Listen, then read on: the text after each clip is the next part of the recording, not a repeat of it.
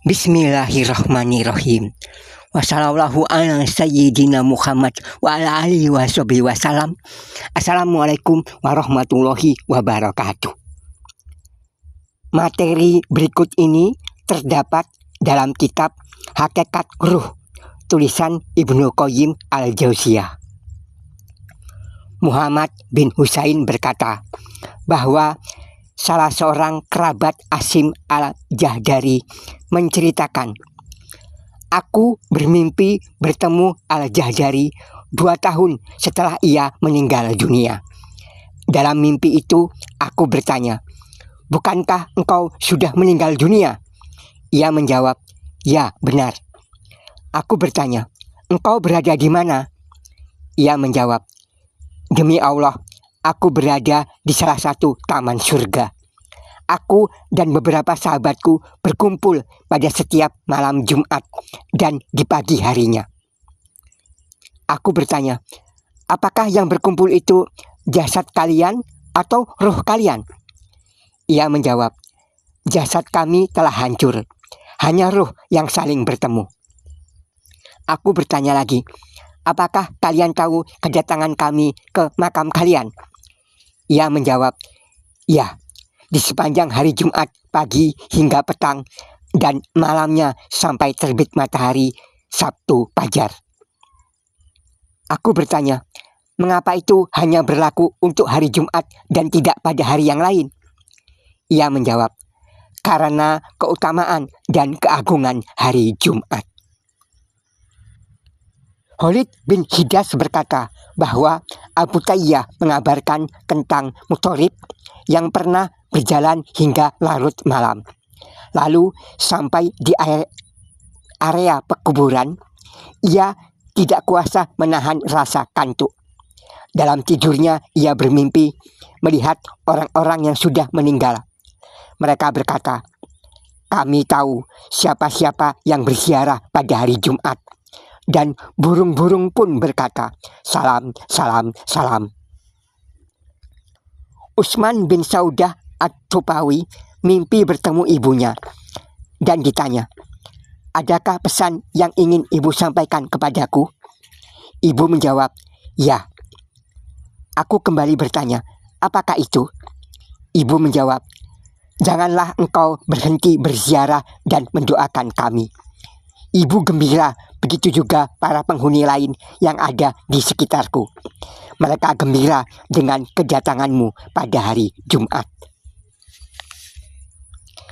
Abbad bin Abbad berkata, "Telah sampai kabar kepadaku bahwa amal orang-orang yang masih hidup diperlihatkan kepada kerabat mereka yang sudah meninggal.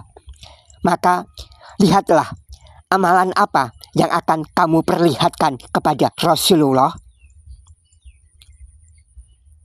Sodaqoh bin Sulaiman al-Ja'fari berkata, "Aku mempunyai perilaku dan kebiasaan yang tidak baik.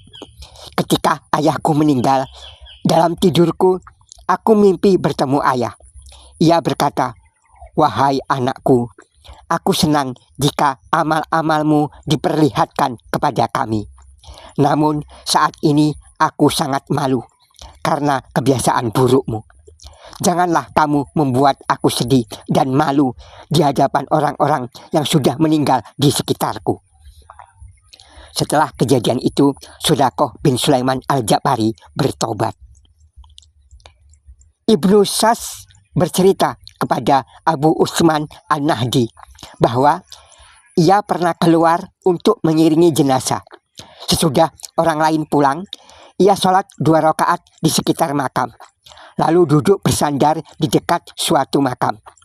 Tiba-tiba ia mendengar suara yang membuat hatinya bergetar. Suara dari dalam makam berkata, "Pergi kau, jangan ganggu aku. Kalian beramal tapi tidak tahu. Kami tahu tapi tidak bisa beramal. Seandainya aku bisa sholat seperti kamu, itu lebih aku sukai daripada ini dan itu." Abu Kilabah bercerita kepada Ibnu Abi Dunya bahwa ia datang dari Syam menuju Basrah. Ketika malam, ia singgah di suatu tempat, lalu berwudu dan sholat 2 rakaat. Lalu ia beristirahat di atas sebuah makam dan tertidur. Ia terbangun setelah bermimpi bahwa penghuni makam itu berkata, "Engkau telah mengganggu kami. Kalian bisa beramal tapi tidak mengetahui. Sedangkan kami tahu tapi tidak bisa beramal. Sholat 2 rakaatmu lebih baik daripada dunia dan seisinya. Doa yang kalian panjatkan sampai kepada kami berupa cahaya sebesar gunung." Imam Ahmad bin Hambal menghadiri prosesi pemakaman jenazah. Ketika jenazah sudah dimakamkan, ada seorang buta yang duduk di sisi makam dan membaca Al-Quran. Lantas Imam Ahmad berkata, bacaan semacam ini di atas makam adalah bid'ah. Ketika sudah meninggalkan pemakaman, Muhammad bin Qudamah bertanya kepada Imam Ahmad, "Wahai Abu Abdullah, apa pendapatmu tentang Mubashir al-Halabi? Ia adalah orang yang bisa dipercaya. Apakah engkau pernah menulis hadis darinya?" Tiba-tiba Imam Ahmad teringat, "Ya, Mubashir telah mengabarkan padaku dari Abdurrahman bin Ala bin Lajlaj bahwa ayahnya berpesan agar saat dimakamkan nanti dibacakan permulaan dan akhir dari surah Al-Baqarah di dekat kepalanya."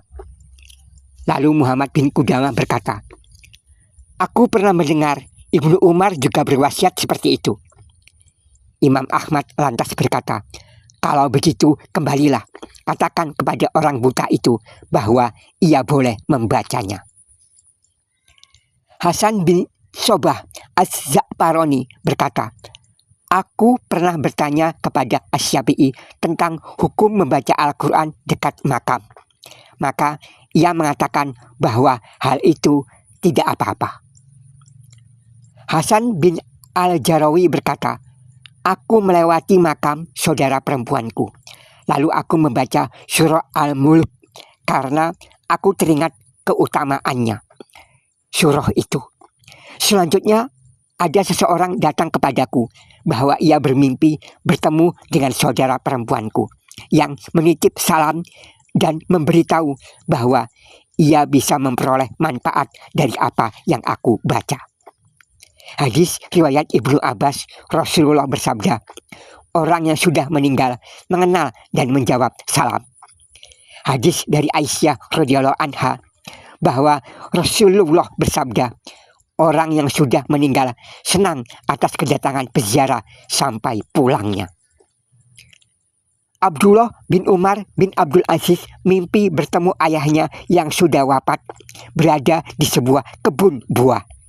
Beliau ditanya, "Amal apa yang paling utama menurut apa yang ayah lihat di alam kubur ini?" Ayahnya menjawab, "Istighfar." Sholih al-Barad mimpi bertemu Zurarah bin Aufa setelah ia meninggal dunia. Sholih al-Barad bertanya, "Apa amalan yang paling utama bagi kalian?" Ia menjawab, "Tawakal dan tidak panjang angan-angan." Ketika Muhammad bin Sirin meninggal dunia, sahabatnya bermimpi bahwa Muhammad bin Sirin memberitahu bahwa Hasan diangkat 70 derajat di alam kubur. Gara-gara di masa hidupnya ia selalu dilanda kesedihan namun tetap bertawakal. Ibnu Sama berkata, "Aku bermimpi bertemu Mis'ar di dalam tidur. Aku bertanya kepadanya, 'Amalan apa yang paling utama menurutmu?' Ia menjawab, 'Majelis zikir.'" Al-Ajlah berkata, "Aku bermimpi bertemu Salamah bin Kuhail di dalam tidur. Lalu aku bertanya kepadanya, 'Amalan apa yang paling utama menurutmu?' Ia menjawab, 'Sholat malam.'" Yazid bin Harun berkata, "Aku mimpi bertemu Abu Ayyub bin Miskin di dalam tidur. Maka aku bertanya kepadanya, 'Apa yang diperbuat Allah terhadapmu?' Allah mengampuni dosa-dosaku."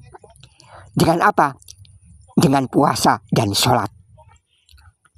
Abu Abdurrahman As-Sahili berkata, Aku mimpi bertemu dengan Maisarah bin Sulaim setelah ia meninggal dunia sudah cukup lama.